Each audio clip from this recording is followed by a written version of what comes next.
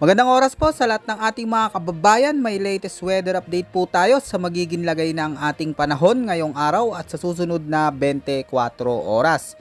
Ano nga ba ang inaasahan nating magiging panahon ngayong araw mga kababayan, at may namamataan na nga ba tayong sama ng panahon o bagyo na paparating at posibleng pumasok sa loob ng ating Philippine Area of Responsibility sa mga susunod na linggo? Sabay-sabay po nating alamin lahat yan mga kababayan dito po sa ulat panahon ko ngayong araw na ito.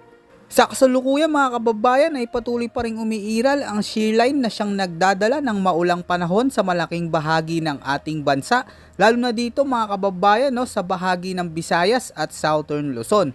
At dahil nga sa patuloy na pag-iral ng shear line ay apektado ngayon mga kababayan ng mga lugar, lalo na dito sa bahagi ng Northern Mindanao, Bicol Region, Mimaropa at sa buong Visayas. Kasama rin mga kababayan ang Zamboanga Peninsula, Batangas, Caraga, Davao Region, Laguna at Quezon. Kaya ang mga lugar na ito ay asahan na makakaranas ng maulap na kalangitan na may mga kalat-kalat na pag-ulan, pagkulog at pagkidlat, lalo na pagsapit ng hapon at gabi. Kaya pinag-iingat po natin ang mga lugar na ito dahil hindi inaalis ang posibilidad ng banta ng mga biglaang pagbaha at pagguho ng lupa, lalo na kung magiging malalakas ang mga dala nitong mga pag-ulan.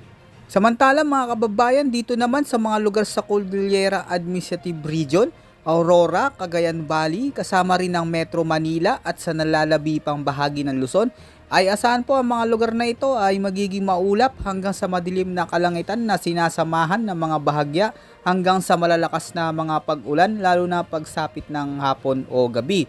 Ang mga pagulan naman na ito ay dulot naman ng umiiral na northeast monsoon. Posible din ang mga biglaang flash flood at landslides, lalo na kung magdudulot ito ng malalakas na mga pag-ulan. At dito naman sa natitira pang bahagi ng Mindanao ay asahan na makakaranas ng kumpul-kumpul na kaulapan hanggang sa maulap na kalangitan na may mga isolated rain showers at thunderstorms pagsapit ng hapon. Ang mga pagulan naman na ito ay dulot naman ng umiiral na easterlies. Kaya pinaghahanda din po natin yung mga kapatid po natin dyan. Sa kasalukuyan mga kababayan ay wala pa po tayong namomonitor ngayon na anumang sama ng panahon o bagyo na posibleng pumasok sa loob ng ating Philippine Area of Responsibility sa mga susunod na 4 na araw. Ngunit maging handa po tayo mga kababayan dahil patuloy pa rin po tayong makakaranas ng maulang panahon na may malalakas na mga pag-ulan, lalo na dito sa malaking bahagi ng Southern Luzon at buong Visayas. Dulot pa rin ng patuloy na pag-iral ng shear line sa ating bansa. Bukas naman mga kababayan ay may inaasahan tayong heavy to intense na mga pag-ulan, lalo na dito sa mga lugar sa Palawan, Leyte, Eastern Samar, kasama rin ang bahagi ng Southern Leyte, Dinagat Islands at Surigao del Norte na umaabot sa 100 to 200 millimeters na mga pag-ulan.